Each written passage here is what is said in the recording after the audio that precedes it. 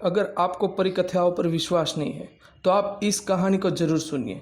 यह कहानी किसी परिकथा से कम नहीं है। एक आदमी जो हाई स्कूल की शिक्षा भी पूरी नहीं कर पाया और इतने गरीब परिवार से था कि खर्चा चलाने के लिए उन्हें अपने किशोर अवस्था में नाश्ते की रेकड़ी लगाने से लेकर पेट्रोल पंप तक काम करना पड़ा। ऐसे लड़के ने जब एक वृद्ध के तौर पर जब दुनिया को अलविदा कहा तो उनकी संपत्ति का मूल्य 62,000 करोड़ रुपए से भी ज्यादा था। अगर आप सब भी इस कहानी को पहचान नहीं पाए तो हम आपको बता दें कि आज बात कर रहे हैं हम धीरूभाई अंबानी की। बिजनेस की दुनिया का एक ऐसा सफल चेहरा जिसके हर एक गरीब को उम्मीद की कि सफल होने के लिए पैसा नहीं, नीयत होनी चाहिए। सफलता उन्हीं को मिलती है जो उसके लिए जोखिम उठाता है।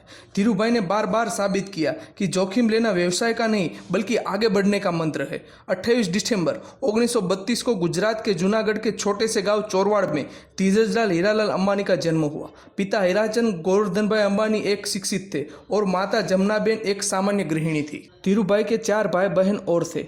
इतने बड़े परिवार का लालन पालन करना अध्यापक धीरज भाई के लिए सरल काम नहीं था। एक समय ऐसा आया कि आर्थिक परेशानियों की वजह से धीरूभाई को पढ़ाई बीच में ही छोड़नी पड़ी और उनकी स्कूल शिक्षा भी अधूरी रह गई। पिता की मदद के लिए धीरूभाई ने छोटे मोटे काम करना शुरू कर दिए। हर सफलता के पीछे एक असफलता ही छुपी होती है। धीरूभाई अंबानी पर यह बात एकदम स्फटिक उतरती है। पढ़ाई छोड़ने के बाद सबसे पहले धीरूभाई ने फल और नाश्ता बेचने का काम शुरू किया, लेकिन इस कुछ खास फायदा नहीं हुआ। इन्होंने दिमाग लगाया और गांव के नजदीक धार्मिक स्थल गिरनार में पकौड़े बेचने का काम शुरू कर दिया। यह काम पूरी तरह से आने वाले पर्यटकों पर निर्भर था, जो साल के कुछ समय से अरसा चलते थे, लेकिन बाकी समय में इससे कुछ खास लाभ नहीं मिलता था। धीरूभाई ने इस काम को भी कुछ समय के बाद बंद कर दिया। बिजनेस में मिली पहली 2 असफलता के बाद पिता ने उन्हें नौकरी करने की सलाह दी। धीरूभाई के बड़े भाई रमणीक भाई उन दिनों यमन में ही नौकरी कर रहे थे। उनकी मदद से धीरूभाई को भी यमन जाने का मौका मिला। वहां उन्हें सेल कंपनी में पेट्रोल पंप पर नौकरी दी और महज 2 सालों में अपनी योग्यता की वजह से मैनेजर के पद तक पहुंच गए। इस नौकरी के दोस्तार भी उसका मन इसमें कम और व्यवसाय करने में ज़्यादा लगा रहता था, जिन्होंने हर एक संभावना पर विचार किया और ये हर समय ये सोचते रहते थे कि किस तरह से वो एक सफल बिजनेसमैन बने। 2 छोटी घटनाएं बिजनेस के प्रति उनके जुनून की बयां करती है। ये दोनों घटनाएं उस समय की है जब वो सेल कंपनियों में अपनी सेवा दिया करते हैं। जहां वो काम करते थे वहां काम करने वाले कर्मियों को चाय महज 25 पैसों में मिलती थी, लेकिन धीरूभाई पास के एक बड़े होटल में ही चाय पीने जाते थे जहाँ चाय के लिए 1 रुपया चुकाना पड़ता था। धीरूभाई से जब पूछा गया कि सस्ती की वजह से महंगी चाय क्यों पीते हैं, तो उन्होंने बताया कि बड़े बड़े होटल में बड़े बड़े व्यापारी आते हैं और बिजनेस के बारे में बातें करते हैं। मैं उन्हें सुनने जाता हूँ ताकि व्यापारिक बारीकियों को समझ सकूँ। धीरूभाई ने अपने ही तरीके से बिजनेस मैनेजमेंट की शिक्षा ली थी, जिन्होंने आगे चल के वाटरमैन हार्डवेयर से पारंपरिक तरीके से डिग्री लेने वाले लोगों को भी नौकरी पर रखा था। इसी तरह दूसरी घटना उनकी पारखी नज़र और सफल बिजनेसमैन बनाने की क्षमता की ओर इशारा करती है। हुआ यूं कि उन दिनों यमन में चांदी के सिक्के का प्रचलन था। धीरूभाई को एहसास हुआ कि इन सिक्कों की चांदी का मूल्य सिक्कों के मूल्य से ज़्यादा है और उन्हें लंदन की एक कंपनी ने इन सिक्कों का गलाकर आपूर्ति करनी शुरू कर दी। यमन की सरकार को जब इस बात का पता चला, ये मोटा मुनाफा कमा चुके थे। ये दोनों घटना इशारा कर रही थी कि धीरूभाई के पास एक सफल बिजनेसमैन बनने के सारे गुण मौजूद थे।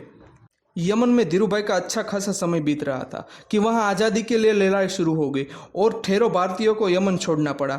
इस परेशानी के आलम में भी धीरूभाई को भी यमन छोड़ना पड़ा। ईश्वर ने एक सफल बिजनेसमैन बनाने के लिए परिस्थिति करनी शुरू कर दी थी। इस नौकरी के चले जाने के बाद उन्होंने नौकरी की जगह बिजनेस करने का निर्णय ले लिया था। धीरूभाई अंबानी बाजार के बारे में बहुत खूबी जानने लगे थे और उन्हें समझ भी आ चुका था कि भारत में पॉलिस्टर की मांग सबसे ज़्यादा है और विदेशों में भारतीय मसालों की, जिसके बाद बिजनेस का आइडिया उन्हें यहीं से आया। लेकिन व्यवसाय शुरू करने के लिए पैसे की ज़रूरत थी। धीरूभाई के पास निवेश के लिए बड़ी रकम नहीं थी, इसीलिए उन्होंने अपने मामा अंबकलाल दामानी के साथ मिलकर मसालों और शक्कर के बिजनेस को शुरुआत की। यहीं पर रिलायंस कमर्शियल कॉरपोरेशन की नींव रखनी पड़ी, जिसमें भारत के मसाले विदेशों में और विदेश के पॉलिस्टर भारत में बेचने की शुरुआत हुई। इसके बाद रिलायंस ने सूत के कारोबारों में प्रवेश किया। यहाँ भी सफलता ने धीरूभाई के कदम छू लिए। जल्दी ही वे बॉम्बे सूत व्यापारियों संघ के कर्ता धर्ता बन गए। ये बिजनेस जोखिमों से भरा करता था और उन्हें मामा को जोखिम पसंद नहीं था, इसलिए जल्द ही दोनों के रास्ते अलग अलग हो गए। इससे रिलायंस पर कोई खास फर्क नहीं पड़ा और 1966 में रिलायंस टेक्सटाइल अस्तित्व में आया। इसी साल रीडेवलपमेंट अहमदाबाद में नरोदा में टेक्सटाइल मिल की स्थापना की। विमल की ब्रांडिंग इस तरह की गई कि जल्द ही घर घर में पहुंचाया जाने लगा और विमल का कपड़ा एक बड़ा भारतीय ब्रांड बन गया था। विमल दरअसल उन्हें बड़े भाई रमणीक लाल बेटे का नाम था। इन सब के बीच उनका विवाह कोकिलाबेन से हुआ, जिनमें उन्हें 2 बेटे मुकेश और अनिल तथा 2 बेटियां दीप्ति और नीना हुई। उन्होंने इसके बाद पीछे मुड़कर कभी नहीं देखा और रिलायंस कपड़े के साथ पेट्रोलियम और दूरसंचार जैसे कंपनियों के साथ भारत सबसे बड़ी कंपनी बन गया था। इन सब के बीच धीरूभाई अंबानी सरकार की नीतियों को प्रभावित करने और नीतियों की कमियों का लाभ उठाने के आरोप भी लगे थे। धीरूभाई और Britain Indian businessman Nusli Wadia के बीच होने वाले बिजनेस के धमाधम के बीच भी बहुत कुछ लिखा गया था। उन्हें जीवन आधारित पर एक फिल्म भी बनाई गई जिसका नाम था गुरु। इस फिल्म में अभिषेक बच्चन ने उनकी भूमिका निभाई थी। लगातार बढ़ने बिजनेस के उनका स्वास्थ्य खराब होने लगा और 6 जुलाई 2002 को उसकी मृत्यु हो गई। साल 2000 के दौरान अंबानी देश के सबसे रईस व्यक्ति बनकर उभरे। मीडिया की रिपोर्ट के अनुसार जब उनकी मौत हुई तब तक रिलायंस कंपनी 62,000 करोड़ की कंपनी बन चुकी थी। मृत्यु के बाद उनके बिजनेस के उनके बड़े बेटे मुकेश अंबानी ने संभाला। दोस्तों, अगर आपको ये वीडियो अच्छी लगे तो हमारे वीडियो को लाइक ज़रूर कीजिए और सब्सक्राइब करना मत भूलिए।